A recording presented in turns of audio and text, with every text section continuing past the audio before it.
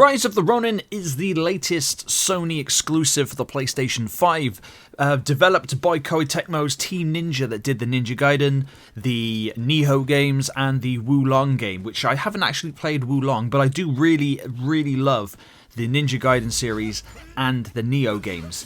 And Rise of the Ronin is their first foray into the open world spectrum, and I've been checking out a lot of the reviews. I did pick it up on release, which as of recording this video was yesterday, and I have put a lot of hours in between then and now.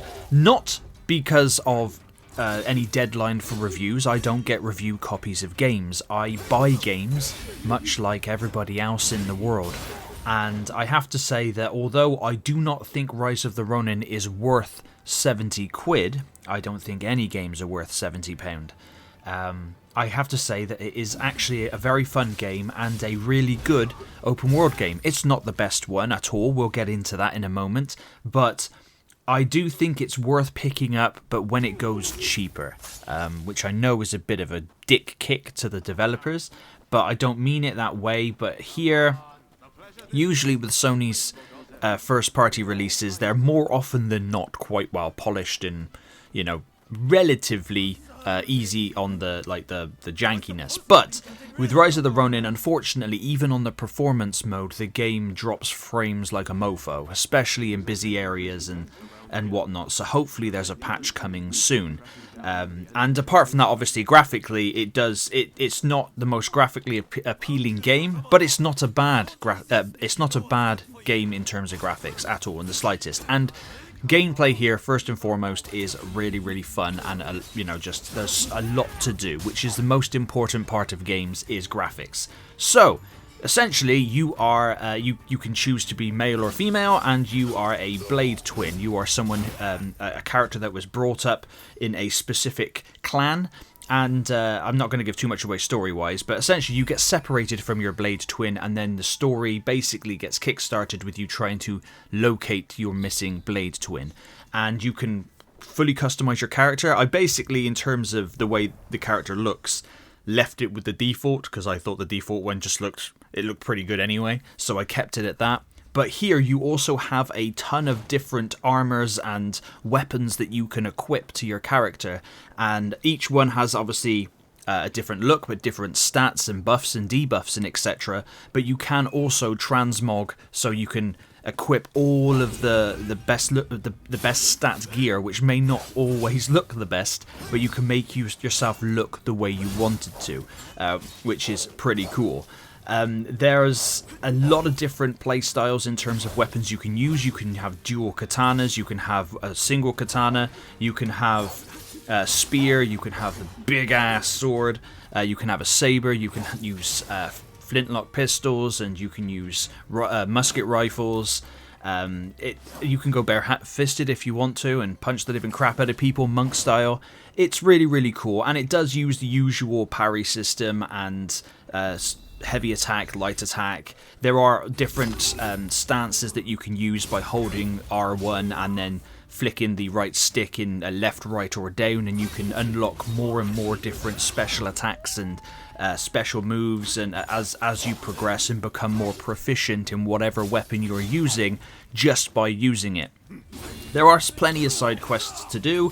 There's the actual story is pretty good, and it's got a lot of cutscenes. The voice acting is pretty good. The characters are really, really cool. There's a lot of really cool characters in the game, and you can utilize a gliding mechanic, which does unfortunately use stamina, so you got to be careful with that. But you can fluidly run and jump off of a cliff, fly in the glider, get towards the ground, and then whistle for your horse and go straight onto the horse and carry on. That's pretty cool.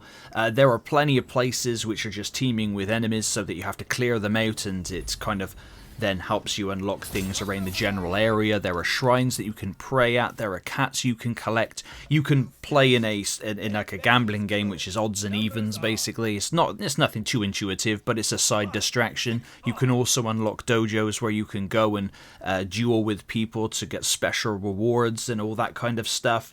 You can craft weapons and armor. You can upgrade weapons and armor, and you can craft different healing tonics and other such items as well. You can throw shuriken, ninja stars. You know, this game has a lot in it and a lot going for it that's on the good side. But like I mentioned at the beginning of the video, this is not a £70 game. It's a very good game. I'm having a lot of fun with it, and I can't wait to, you know, just continue to play through it. I do know that when you complete the game, you unlock a sort of like a free play mode and a harder difficulty. Yes, much like in other videos I stated, I am playing this on the basic bitch easy mode. But then there's still some challenge. I can still get my ass kicked. The timings for the parry system and whatnot, I'm crap with that kind of timings, which is ironic as I'm a musician, so timings should be fine. But I just generally am I'm not the most affluent when it comes to like sort of Souls-like gameplay. And this game was sort of advertised in a way by a lot of content creators as being like a Soulsborne game, and it's not.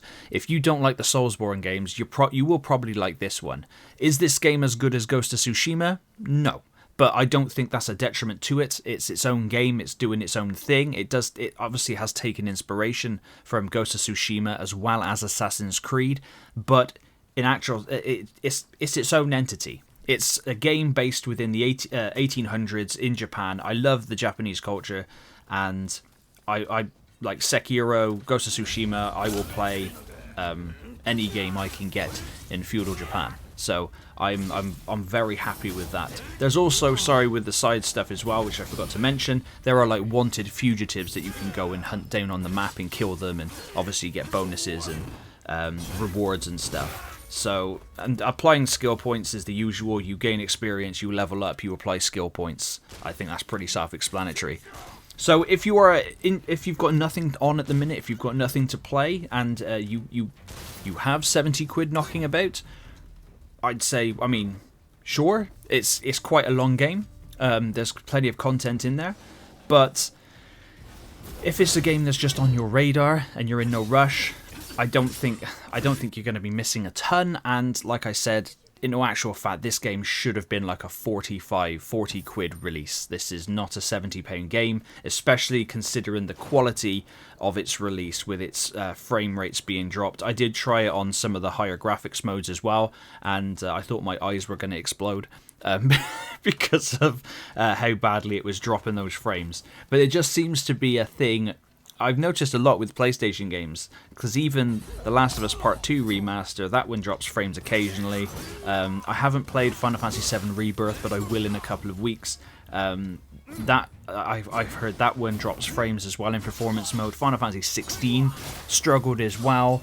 It just seems to be a lot of frame dropping for some reason, and the PlayStation 5 and Xbox Series X are powerful consoles, so I don't understand why. It must be a development thing, potentially, but I'm no expert.